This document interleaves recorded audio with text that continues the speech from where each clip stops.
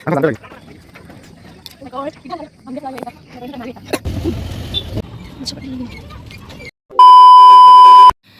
Everyone, আশা করি তোমরা ভালো আছো। আমিও ভালো আছি। আমি আজকে ঘুরতে যাচ্ছি, তো তোমাদের সাথে ভিডিওটা শেয়ার করলাম। তাহলে দেখো আমি কোথায় যাচ্ছি আজ।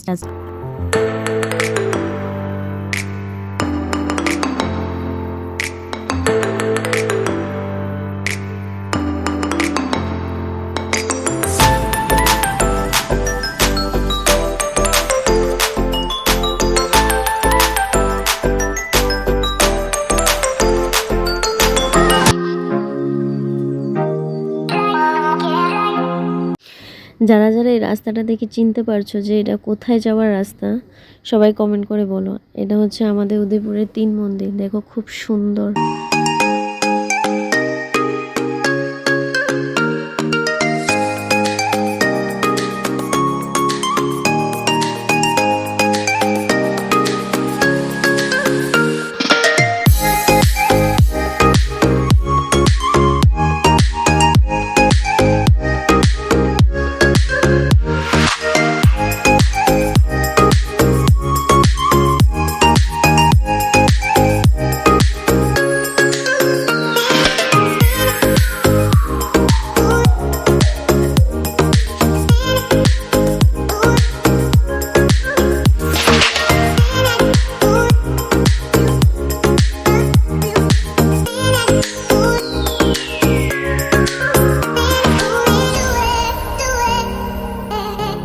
ফাইনালি আমি আমার গন্তব্যে পৌঁছে গেলাম। অনেকে হয়তো চিনছো, অনেকে চিনছো না। যারা চিনছো না তাদের কইতেছি, এটা হচ্ছে উদয়পুর রাজবাড়ি।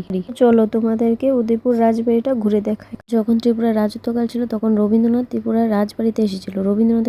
রবীন্দ্রনাথের মূর্তিটা বানিয়ে স্মৃতিটাকে ধরে রাখার চেষ্টা করলো ত্রিপুরাবাসী।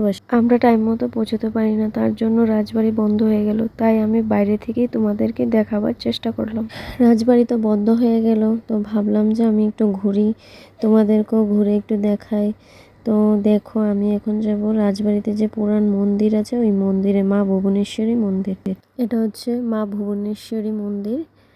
আগে এখানে আমি ঠিক জানি না, কিন্তু আমাদের দাদু দিদারা ওরা বলেছিল যে এখানে আগে স্বর্ণের মূর্তি ছিল। ওই স্বর্ণের মূর্তি নাকি হারিয়ে গেছে। স্বর্ণের মূর্তি হারাবার পর তারপর থেকে এখানে এই মূর্তিটা বিরাজমান আছে। দেখুন আমি মূর্তিটাকেও দেখাবার চেষ্টা করলাম। কি সুন্দর মায়ের রূপটা দেখুন। রাজ্যকালে যখন কেউ দোষ বা কোনো কিছু করত, তখন দোষের ফলস্বরূপ তাদেরকে শাস্তি দেওয়া হতো। আর শাস্তি হলো মৃত্যুদণ্ড। আর মৃত্যুদণ্ড তো মানে সবাই জানে। তো এই জায়গাটার মধ্যেই নাকি আগে রাজবাড়ির নরবলি হতো, মানে মানুষদের বলি দেওয়া হতো। যারা দোষ করতো তাদেরকে বলি দেওয়া হতো। আমি ঠিক জানি না, কিন্তু আমার দাদু দিদারা ওরা নরবলির কথাটা সত্যি কিনা মিথ্যা তা আমি জানি না, কিন্তু আমাদের দিদা দাদুরা যেহেতু বলেছে, তার মধ্যে হয়তো বা সত্যিও হতে পারে। তার জন্য আমিও বিশ্বাস করলাম আর কি।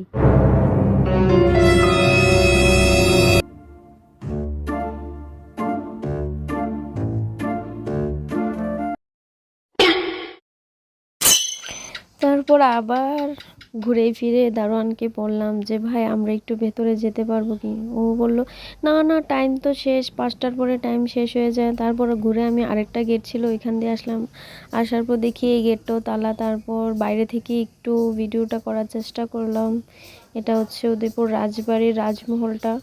রাজমহলের উপরের তলাটা, নিচের যে তলাটা ছিল ওইটা মাটির তলায় তলিয়ে গেছে। তারপর কি আর করব, ক্যাফেতে চলে আসলাম, একটু কফি খেয়ে নিলাম। কফি খেয়ে ভাবলাম যে আর কি করব, এখন বাড়িতে চলে আসছি। বাড়িতে আসার পর বাড়িতে এসে সবাই মিলে টিফিন খেলাম, হাসাহাসি করলাম, গল্প করলাম। তারপর এখানে ব্লগটা শেষ। Tata, bye bye. আবার দেখা হবে নেক্সট ব্লগে।